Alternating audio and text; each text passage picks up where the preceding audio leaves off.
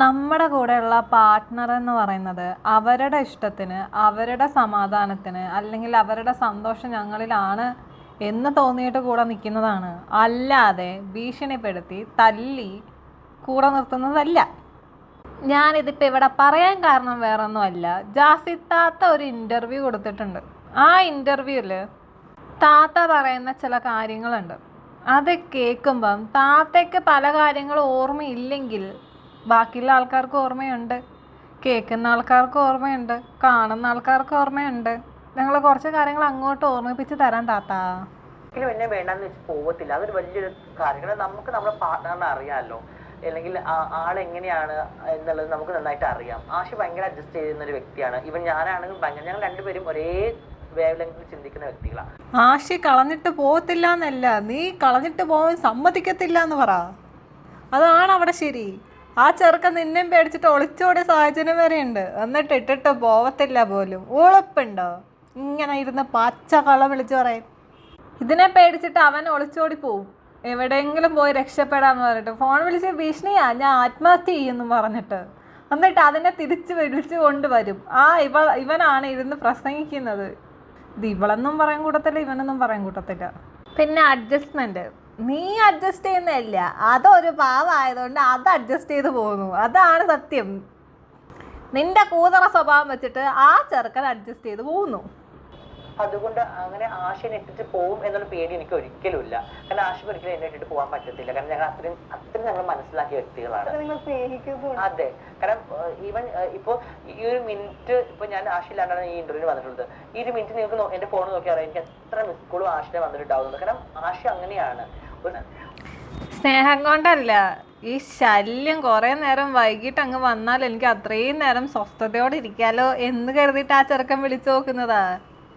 അല്ലാതെ നീ വിചാരിക്കില്ലേ സ്നേഹം കൊണ്ടാന്നുള്ളത്. ആ ചെറുക്കൻ എങ്ങനെയെങ്കിലും ജീവനം കൊണ്ട് രക്ഷപ്പെട്ടാൽ മതിയെന്നാ. മുമ്പൊരു വീഡിയോ വന്നത് ഓർമ്മയുണ്ടോ? താത്ത ആ ചെറുക്കനെ ഇടിച്ച് പരത്തി കടിച്ച് മാന്തി. അവൻ തന്നെ വന്ന് പറഞ്ഞിട്ടുണ്ട്, എന്നെ ഒന്ന് രക്ഷിക്കോ, എനിക്ക് മടുത്ത്, എനിക്കിവിടെ ജീവിക്കണ്ടെന്നുള്ളത്. ഇല്ലാതെ പറയാൻ പറ്റുമോ? ജാസി താത്ത എന്നെ അങ്ങനെ മാറിയിരുന്ന്, കാരണം ആഷിക്ക് അങ്ങനെ വലിയ ഫ്രണ്ട്സ് ആയിട്ടൊന്നും ഇല്ല. സമ്മതിക്കുന്നില്ല എന്ന് പറ. നിന്നെപ്പോലെയുള്ള ഒരെണ്ണത്തിൻ്റെ കൂടെ വന്ന് അതോടെ അവൻ്റെ ഫ്രണ്ട് സർക്കിൾ അവനെ കളഞ്ഞിട്ട് പോയി. ഇത് അവൻ തന്നെ പറഞ്ഞിട്ടുണ്ട്. പുതിയ ആൾക്കാരെ കണ്ടുപിടിക്കാൻ നീ ഒട്ടും സമ്മതിക്കത്തുമില്ല. ഒരു കാര്യം പരസ്പരം മറച്ചു വെക്കാറില്ല. ഇല്ല ഒന്നും മീൻസ് എല്ലാം ഞങ്ങൾ ഫുൾ ടൈം 24 hours ഞങ്ങൾ ഒരുമിച്ച് തന്നെയല്ലേ. ഒന്നും അങ്ങോട്ടും ഇങ്ങോട്ടും മാറാനോ അല്ലെങ്കിൽ സാധാരണ ഒരു ഹസ്ബൻഡ് ആൻഡ് വൈഫ് റിലേഷൻ പോലെ ഹസ്ബൻഡ് രാവിലെ പോവുക വൈകിട്ട് വരിക അങ്ങനത്തെ സംഭവമൊന്നും ഇല്ല. ഇവിടെ പോവുകയാണെങ്കിൽ ആശ ഉണ്ടാവും. ആ ചെറുക്കനെ അങ്ങോട്ടോ ഇങ്ങോട്ടോ മാറാൻ നീ സമ്മതിച്ചിട്ട് വേണ്ടേ? അത് പറ. ആ ചെറുക്കൻ എങ്ങാണ്ടും ഒറ്റയ്ക്ക് എങ്ങോട്ടെങ്കിലും പോയി കഴിഞ്ഞാൽ അയ്യോ അവൻ എന്നെ കളഞ്ഞിട്ട് പോകുന്നുള്ള പേടിച്ചിട്ട് നീ അവൻ ഒറ്റയ്ക്ക് എങ്ങോട്ടും വിടത്തില്ല. അതാണ് സത്യം. എവിടെ പോവാണെങ്കിലും ഞാൻ ഉണ്ടാവും. ഇതിപ്പോ ആശ വരാത്ത ഓൾറെഡി ഷോപ്പിന്റെ ഒക്കെ തിരക്കും കാര്യങ്ങളൊക്കെ ആശ വരാത്തത്. പക്ഷെ എങ്കിലും എല്ലാം ആ ഒരു ഡേ നടന്ന എല്ലാ കാര്യങ്ങളും ആശ ഷെയർ ചെയ്യും. വന്നാൽ ഞാനും ഇതേപോലെ ഇപ്പൊ ഇന്റർവ്യൂവിന് പോയ കാര്യങ്ങളൊക്കെ ഞാനും അവരോട് പറയും. അങ്ങനത്തെ പ്രശ്നങ്ങളൊന്നും ഉള്ള അല്ല. പറഞ്ഞില്ലെങ്കിൽ നീ അവന്റെ കുത്തിരി പിടിച്ച് പറയിപ്പിക്കും. അതാണ് സത്യം. ലൈഫാണ് ഇൻഫ്ലുവൻസ്. കാരണം സ്റ്റിൽ ഇത്രയൊക്കെ നെഗറ്റീവ് ഉണ്ടായിട്ട് പോലും ഞാൻ ഇപ്പോഴും ഹാപ്പി ആയിട്ട് സ്റ്റിൽ ഭയങ്കര ഇതായിട്ട് ഞാൻ ഇരിക്കുന്നുണ്ടെന്നുണ്ടെങ്കിൽ അതാണ് എന്റെ ലൈഫിൽ എനിക്ക് നിങ്ങൾക്ക് പറഞ്ഞു തരാനുള്ളത്. നിങ്ങൾ എല്ലാവരും അങ്ങനെ ആയിരിക്കണം. നിങ്ങൾ ഒരാളെയും മൈൻഡ് ചെയ്യരുത്. നെഗറ്റീവ് പറയുന്നവരെ മൈൻഡ് ചെയ്യരുതെന്ന് എല്ലാവരും പറയുന്ന കാര്യങ്ങൾ തന്നെയാണ്. പക്ഷേ ആശയുടെ സ്വന്തം ഉമ്മാനെ പോലും കാണിക്കാതെ പിടിച്ചു വച്ചേക്കുന്നത് എന്ത് മര്യാദയുടെ കോപ്രായാണെന്ന് എനിക്ക് അറിഞ്ഞൂടാ. ആ ഉമ്മ അവിടെ ഇരുന്ന് കരഞ്ഞ് നിലവിളിച്ചിട്ട് മോനെ വേണ്ടിയിട്ട് കാത്തിരിക്കുന്നു. ഇവൻ ആ ചെറുക്കനെ വിടാതെ പിടിച്ചു വച്ചേക്കുന്നു. എന്നിട്ടാണ് ആരെയും മൈൻഡ് ചെയ്യരുത്. നിങ്ങളുടെ ഡ്രീം നിങ്ങളാണ് അച്ചീവ് ചെയ്യേണ്ടത്. അതിന് നിങ്ങൾക്ക് ഒരാളും നിങ്ങളെ ഹെൽപ്പ് ചെയ്തില്ല. ആ ഫോക്കസ് ഓഫ് വ്യൂ നിങ്ങളുടെയായിരിക്കണം. ആ ഡ്രീമിലേക്ക് എത്താൻ വേണ്ടി നിങ്ങൾക്ക് എന്ത് വേണോ നിങ്ങൾ ചെയ്യണം. ആരും ഹെൽപ്പ് ചെയ്യത്തില്ല നീ അങ്ങോട്ട് തീരുമാനിച്ചാൽ മതിയോ? നമുക്കൊരു ഡ്രീം ഉണ്ടെങ്കിൽ അത് നമുക്ക് ഏറ്റവും വേണ്ടപ്പെട്ട ആൾക്കാരാണ് നമ്മുടെ കൂടെ അതിന് നിൽക്കുക. എനിക്ക് അനുഭവമുണ്ട്, അതുകൊണ്ടാണ് പറഞ്ഞത്. നമുക്കൊരു ഡ്രീം ഉണ്ട്, അല്ലെങ്കിൽ എനിക്ക് ഇന്നതുപോലെ ചെയ്യണം എന്ന് നമ്മുടെ വീട്ടുകാരുടെ അടുത്ത് അല്ലെങ്കിൽ നമ്മുടെ വേണ്ടപ്പെട്ടവരുടെ അടുത്ത് പോയിട്ട് പറയുമ്പം ഫുൾ പ്രോത്സാഹനം തന്നിട്ട് കൂടെ നിൽക്കുന്നത് ഈ വീട്ടുകാരും കൂടെ ഉള്ള ആളുമാണ്. അല്ലാതെ ആരും കൂടെ നിൽക്കത്തില്ല എന്നൊന്നും പറയല്ലേ. നിന്റെ കൂടെ നിൽക്കത്തില്ല, കാരണം നിന്റെ സ്വഭാവം വെച്ചിട്ട് ആർക്കും നിൽക്കാൻ തോന്നത്തില്ല. അതായിരിക്കും മടിച്ചിരുന്ന് പേടിച്ച് അയ്യോ നെഗറ്റീവ് കമന്റ്, അയ്യോ ട്രോള്, ഇത് ഒന്നും ഒരു കാര്യമില്ല. ടൈമുകളിൽ ജാസിക്ക് പേടി ഉണ്ടായിട്ടില്ല? നെഗറ്റീവ് കമന്റ്സ് ഭയങ്കരമായിട്ട് ഉണ്ടായിരുന്നു. അത് പണ്ട് ഉണ്ടായിരുന്നു. എനിക്ക് പണ്ട് നെഗറ്റീവ് കമന്റ്, ഒരു ട്രോളൊക്കെ ഞാൻ ഈ ട്രോളർമാർക്ക് വിളിക്കും, ഹലോ നിങ്ങൾ എന്തിനായിട്ട് എന്റെ ട്രോൾ ഇതൊന്ന് ഡിലീറ്റ് ചെയ്യൂ പ്ലീസ് എന്നൊക്കെ. ഇപ്പൊ അങ്ങനെ ഇല്ല, ഉണ്ടാവില്ല. കാരണം നാണോ മാനവും ഉള്ളവർക്ക് ഇതൊക്കെ കൊള്ളത്തുള്ളൂ, അല്ലാണ്ട് നിന്നെ പോലെയുള്ളവന്മാർക്ക് ഇതൊന്നും കൊള്ളത്തില്ല. നാണോ മാനമൊക്കെ ഉള്ളവന്മാർക്ക് അതെന്തായാലും കൊള്ളും കുറച്ചെങ്കിലും. ഇനിയിപ്പം പെൺവേഷം കെട്ടി നടക്കാനും പറ്റത്തില്ലല്ലോ. ജാസി താത്ത പുതിയ നിയമം വന്നില്ലേ, പോയി സർജറി ചെയ്താത്ത, എന്നിട്ട് നിങ്ങൾ താത്തയായിട്ട് നടക്കുക. അഡ്ജസ്റ്റ്മെന്റും കാര്യങ്ങളും എനിക്കറിയില്ല. എന്താണ് അഡ്ജസ്റ്റ്മെന്റ് എന്നുള്ളത് എനിക്ക് അറിയത്തില്ല. അപ്പൊ അതൊക്കെ ചോദിക്കുമ്പോൾ എനിക്ക് നല്ലൊരു തമിഴ് മൂവി വന്നിട്ടുണ്ടായിരുന്നു. വിജയ് സേതുപതിയുടെ കൂടെയുള്ള ഒരു മൂവി ആയിരുന്നു അത്. ഇനിയിപ്പോ ഇനി അതിലല്ല അഭിനയിക്കുന്നില്ല, എനിക്ക് പറയാമല്ലോ. എന്ത് ഗതികേടാണോ എന്തോ ഇതിനൊക്കെ മൂവിയിൽ വിളിച്ച ആൾക്കാർക്ക് പറ്റിയത്. മാന്യ മര്യാദയ്ക്കും ജീവിക്കുന്ന ട്രാൻസ്ജെൻഡേഴ്സ് ഉണ്ട് ചേട്ടാ, അവരൊക്കെ പോയി വിളിക്കുക. അല്ലാണ്ട് ഇതുപോലുള്ള എണ്ണത്തിനൊന്നും വിളിക്കരുത്. സിനിമ ആരും കാണല്ലേ. ഐശ്വര്യലക്ഷ്മി ആയിരുന്നു അതിന്റെ ഹീറോയിനൊക്കെ ആയിട്ടുണ്ടായിരുന്നത്. നല്ല മൂവി ആയിരുന്നു. ഷൂട്ടൊക്കെ മലേഷ്യയിലും ചെന്നൈയിലുമാണ് ഷൂട്ടൊക്കെ പ്ലാൻ ചെയ്തിട്ടുണ്ടായിരുന്നത്. അത് എന്നോട് അവര് അഡ്ജസ്റ്റ്മെന്റ് വേണമെന്നൊക്കെ പറഞ്ഞത് കൊണ്ടാണ് ഞാനത് വേണ്ടാന്ന് വെച്ചത്. നല്ല സിനിമയാണ്. ഷൂട്ടിങ് നടന്നിട്ടില്ല, ഒരു കോപ്പ് അറിയത്തില്ല, സ്ക്രിപ്റ്റ് വല്ലതും കിട്ടിയോന്ന് ദൈവത്തിന് അറിയത്തില്ല. പക്ഷെ അഡ്ജസ്റ്റ്മെൻറ്റിന് പറഞ്ഞു ആയതവനാടെ എന്തോ. അത് ഇതിൻ്റെ അടുത്ത് വന്നിട്ട് അഡ്ജസ്റ്റ്മെൻറ്റ് എന്നൊക്കെ പറയാൻ വേണ്ടി മാത്രം. ഈ അഡ്ജസ്റ്റ്മെൻറ്റ് ചോദിച്ചവൻ ഇതിനെ പോലെ ആയിരിക്കത്തില്ല അല്ലേ? ഇനി ആയിരിക്കുമോ?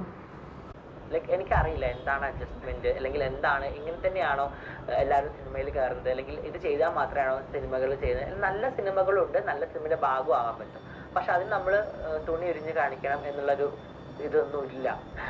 നീ പറയുന്നത് കേട്ടാൽ തോന്നുന്നു സിനിമയിലുള്ള ആൾക്കാരൊക്കെ തുണി ഉരിഞ്ഞിട്ടാണ് സിനിമയ്ക്ക് കയറിയെന്ന്. എടാ നിനക്ക് എന്തുവാടേ തുണി ഉരിഞ്ഞ് കാണിക്കാത്ത ഒരു മോൻ?